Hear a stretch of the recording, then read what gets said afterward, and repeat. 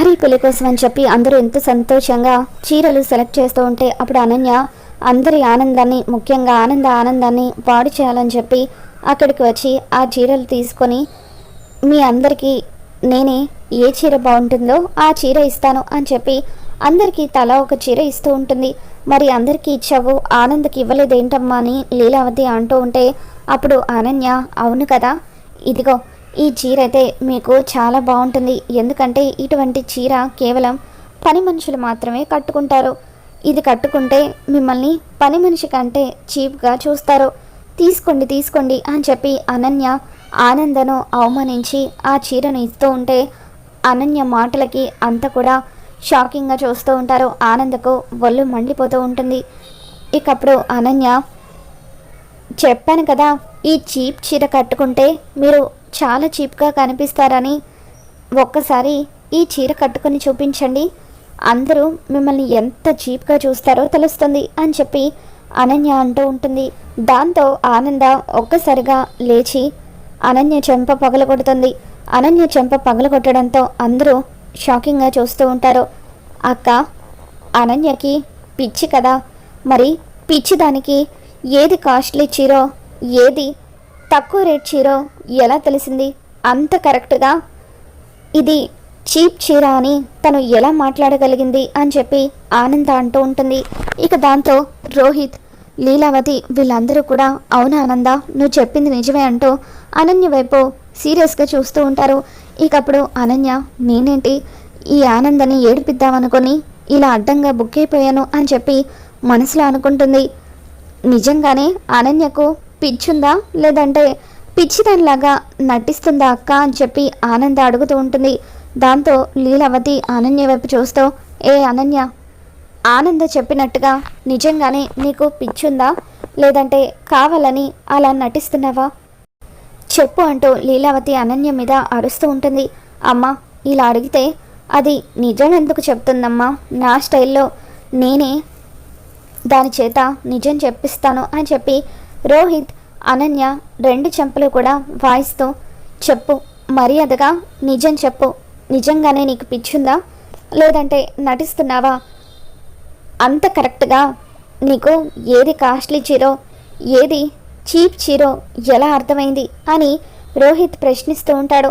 ఇక దాంతో అనన్య ఏవండి నన్ను క్షమించండి, నాకు పిచ్చి తగ్గిపోయింది, కానీ నాకు పిచ్చి తగ్గిపోయిందన్న విషయం మీకు తెలిస్తే ఎక్కడ మళ్ళీ నా మీద కోపాడతారోనన్న భయంతో అలాగే నటిస్తున్నాను అని చెప్పి అనన్య అంటూ ఉంటుంది.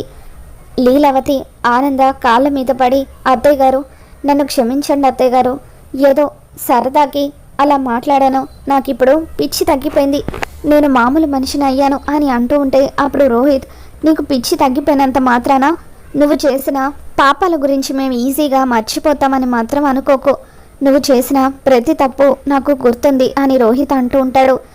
అల్లుడు గారు, తప్పులు చేయని మనిషి అంటూ ఉంటారా, నా కూతురు తప్పు చేసింది, కానీ ఇప్పుడు దాని తప్పు తెలుసుకొని పశ్చాత్తాపంతో ఎంతగానో బాధపడిపోతుంది, ఈ ఒక్కసారికి దాన్ని క్షమించండి అల్లుడు గారు అని చెప్పి కాంచన అంటూ ఉంటే అవునండి ప్లీజ్ అండి, ఈ ఒక్కసారికి నన్ను క్షమించేయండి, శరణ్యతో పాటు లహరి పెళ్ళికి సంబంధించిన పనులన్నీ నేను కూడా దగ్గరుండి చూసుకుంటాను, ఇక మీదట బుద్ధిగా ఉంటాను అని చెప్పి అనన్య అంటూ ఉంటుంది. ఇక దాంతో లీలావతి ఆనందతో పోనీలే ఆనంద, పాపం ఇంతలా బతిమలాడుతుంది కదా, మారిపోయానని అంటుంది కదా, ఈ ఒక్కసారికి క్షమించేద్దాం, ఇంటి కోడల్ని బయటకు పంపించేస్తే మన పరువే పోతుంది కదా, అందుకే అనన్యకు మారటానికి ఇంకొక అవకాశం ఇద్దాం అని అంటూ ఉంటుంది. సరే అక్క నీ ఇష్టం, కానీ ఇంకోసారి ఈ అనన్య వల్ల ఇంటికి ఏదైనా సమస్య వస్తే తనని ఒక్క క్షణం కూడా ఇంట్లో ఉండనివ్వద్దు, వెంటనే గెంటేయాలి అని ఆనంద అంటూ ఉంటుంది. అలాగే ఆనంద, అదంతా నేను చూసుకుంటాను కదా అని చెప్పి లీలావతి అంటూ ఉంటుంది. మరోపక్క అనన్య గదిలోకి వచ్చిన తర్వాత అమ్మయ్య, ఇన్ని రోజులు పిచ్చిదానిలాగా నటించి చచ్చిపోయాను, ఇప్పుడిక నాకు ప్రశాంతంగా ఉంది, ఎవరి ముందు నటించాల్సిన అవసరం లేదు అని చెప్పి రిలాక్స్డ్గా కూర్చొని ఉంటుంది. అప్పుడే సమీర అనన్యకు ఫోన్ చేస్తుంది. ఏంటి సమీర, నువ్వు పూర్తిగా దర్శన్ని వదిలేసి నీ దారి నువ్వు చూసుకున్నట్టున్నావని చెప్పి అనన్య అంటూ ఉంటుంది. దాంతో సమీర, లేదనన్య, అంత సులువుగా నేను దర్శన్ని ఎలా వదులుకుంటాను? చాలా పెద్ద ప్లానే వేశాను. చావు బతుకుల మధ్య ఉన్నట్టుగా నాటకమాడి దర్శన్తో తాళి కట్టించుకోబోతున్నాను అని సమీర అనగానే అప్పుడు అనన్య సమీర ప్లాన్ మొత్తం విన్న తర్వాత, నువ్వు సూపర్ సమీర, ఎలాగైనా సరే దర్శన్ చేత నువ్వు తాళి కట్టించుకో, అప్పుడు ఆ శరణ్యానే మీ జీవితంలో నుండి వెళ్ళిపోతుంది, సూపర్ అని చెప్పి అనన్య ఫోన్ పెట్టేస్తుంది. ఇక ఇంతలో దర్శన్ హాస్పిటల్ నుండి ఫోన్ రావడంతో పరుగు పరుగున సమీర దగ్గరికి వస్తాడు. ఇక్కడ సమీరాని ఒక పేషెంట్ అడ్మిట్ అయింది కదా అని దర్శన్ అంటూ ఉంటే, అదిగోండి సార్, తను ఆ రూమ్లోనే ఉంది అని చెప్పి అక్కడున్న ఒక సిస్టర్ సమీర గది వైపు చూపిస్తూ ఉంటుంది.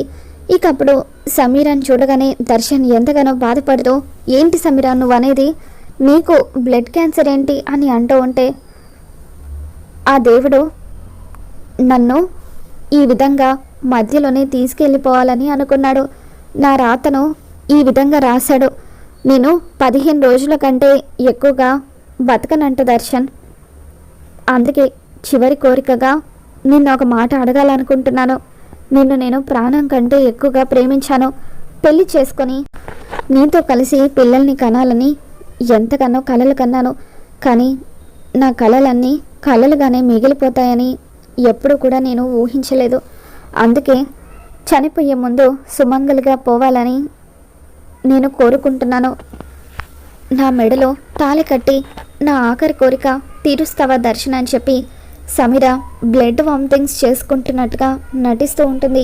ఇక సమీర సెట్ చేసిన నర్సు కూడా దర్శన్తో, సార్ పాప అమ్మాయి మిమ్మల్ని ఎంతగానో ప్రేమిస్తుంది సార్, తనకి బ్లడ్ క్యాన్సర్ అడ్వాన్స్డ్ స్టేజ్లో ఉంది, ఈ అమ్మాయి 2 వారాల కంటే ఎక్కువగా బతకదు సార్ అని చెప్పి అక్కడున్న నర్స్ చెప్పడంతో దర్శన్ ఎంతగానో బాధపడుతూ ఉంటాడు.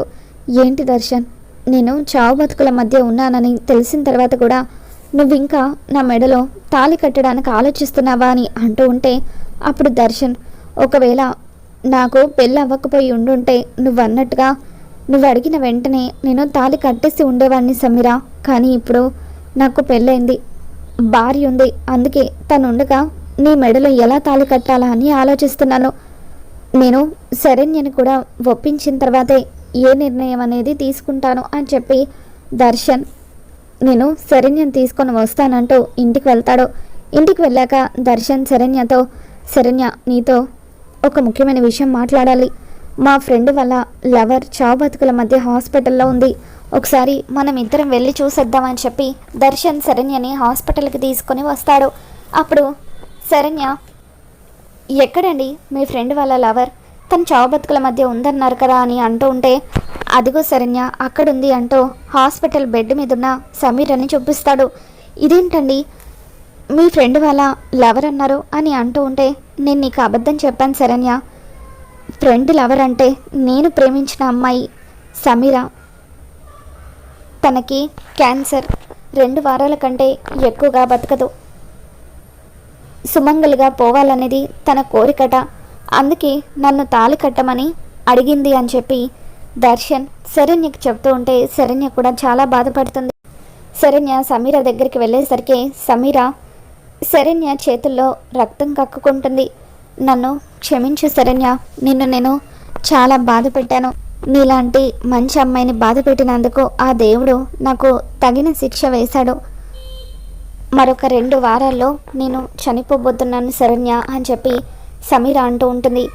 దర్శన్ని నేను ప్రాణం కంటే ఎక్కువగా ప్రేమించాను, కానీ దర్శన్ని పెళ్లి చేసుకోలేకపోయాను, ఆ అదృష్టం నీకు దక్కింది, దర్శన్ లాంటి మంచివాడు నీ లైఫ్లోకి రావడం నిజంగా నీ అదృష్టం, మీరిద్దరూ కలకాలం సంతోషంగా ఉండండి, చనిపోయే ముందు నాదొక ఆఖరి కోరిక ఉంది శరణ్య, అదేంటంటే దర్శన్ నా మెడలో తాళి కడితే సుమంగలిగా చనిపోవాలనుకుంటున్నాను అని చెప్పి సమీర తన కోరిక గురించి శరణ్య కూడా చెబుతూ ఉంటుంది. ఇక దాంతో శరణ్య, నాకు ఆలోచించుకోవడానికి కాస్త టైం కావాలి సమీర, నిన్ను ఈ విధంగా చూడడం నాకు బాధగానే ఉంది అని అంటూ ఉంటే, త్వరగా శరణ్య, నువ్వు ఆలస్యం చేసే కొద్దీ ఇక్కడ నా ఆరోగ్యం క్షీణించిపోయి నాకు రోజులు గడిచిపోతున్నాయి అని చెప్పి సమీర నాటకం మొదలు పెడుతుంది.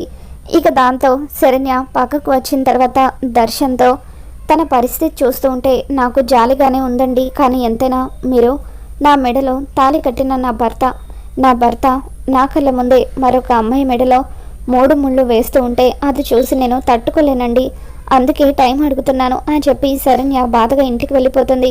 ఇక ఇంటికి వెళ్ళాక చాలా తీవ్రంగా ఆలోచిస్తూ ఉంటుంది. నిజంగా ఆయన అన్నట్టుగా సమీర చావు బతుకుల మధ్య ఉందా, లేదంటే ఇదంతా తన నటన అయి ఉంటుందా అని చెప్పి శరణ్య ఆలోచిస్తూ ఉంటే అప్పుడు దర్శన్, శరణ్య నువ్వు ఇప్పుడు కూడా ఇలా ఆలోచించడం కరెక్ట్ కాదు. సమీర మెడలో నేను తాళి కట్టడానికి ఒప్పుకో. పాపం తను 15 రోజుల కంటే ఎక్కువగా బతకదని అక్కడున్న నర్స్ కూడా చెప్పింది కదా, దయచేసి అర్థం చేసుకో శరణ్య అని చెప్పి దర్శన్ నిద్రపోతూ ఉంటాడు. ఇక తర్వాత రోజు ఉదయాన్నే దర్శన్ బయటకు వెళ్ళిపోగానే శరణ్య డల్గా ఉండడం గమనించిన ఆనంద, అమ్మ శరణ్య, నిన్న రాత్రి నుండి నిన్ను గమనిస్తున్నాను, అదోలా ఉంటున్నావు, అసలు ఏం జరిగిందమ్మా అని చెప్పి ఆనంద అంటూ ఉంటే అత్తయ్య గారికి ఈ విషయం చెప్పాలా వద్దా అని శరణ్య ఆలోచిస్తూ ఉంటుంది. చెప్పమ్మా, చెప్పకపోతే నా మీద ఒట్టే అని ఆనంద అనడంతో అత్తయ్య గారు, సమీరకు బ్లడ్ క్యాన్సర్ అట, తన చావు బతుకుల మధ్య ఉందట, సుమంగలిగా పోవాలనేది తన కోరిక కావడంతో ఆయన్ని తాళి కట్టమని అడుగుతుంది. కానీ నా కళ్ళ ముందే నా భర్త మరొక ఆడదాని మెడలో తాళి కట్టడం నేను చూడలేను అని శరణ్య బాధపడిపోతూ ఉంటే అప్పుడు ఆనంద శరణ్యతో, ఏంటమ్మా నువ్వు అనేది, ఆ శరణ్యకు బ్లడ్ క్యాన్సరా అని చెప్పి ఎట్టి పరిస్థితుల్లోనూ ఈ విషయాన్ని నేను నమ్మను, హాస్పిటల్కి వచ్చి నిర్ధారించుకుంటేనే ఏ విషయమైనా నమ్ముతాను అని చెప్పి ఆనంద శరణ్యని తీసుకొని హాస్పిటల్కి వస్తుంది. ఇక అక్కడున్న డాక్టర్తో, నర్సులతో, అందరితో కూడా ఆనంద మాట్లాడుతూ ఉంటుంది. అక్కడున్న డాక్టర్లందరూ కూడా సమీరకి అమ్ముడుపోయి తనకి క్యాన్సర్ అన్న సంగతి చెబుతారు. ఇక దాంతో ఆనంద సమీర రిపోర్ట్స్ ఇవ్వమని చెప్పి తనకు తెలిసిన ఒక బెస్ట్ డాక్టర్తో మాట్లాడతానని, తనకు ట్రీట్మెంట్ ఇప్పిస్తానని చెప్పడంతో సమీర ఆనంద భైరవిని చూసి భయపడుతూనే తనకి రిపోర్ట్స్ ఇస్తుంది. ఇక ఆనంద తనకు తెలిసిన డాక్టర్కి ఆ రిపోర్ట్స్ని సెండ్ చేసి నిజం తెలుసుకుని ఒక్కసారిగా షాక్ అవుతుంది.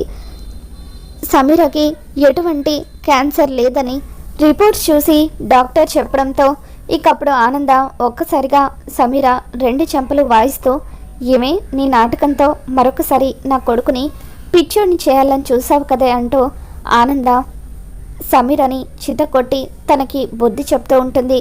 మరి రాబోతున్న ఎపిసోడ్లో ఏం జరగబోతుందో మళ్ళీ మన ఛానల్లో తెలుసుకుందాం. ఈ వీడియో మీకు నచ్చినట్లయితే తప్పకుండా లైక్ చేయండి.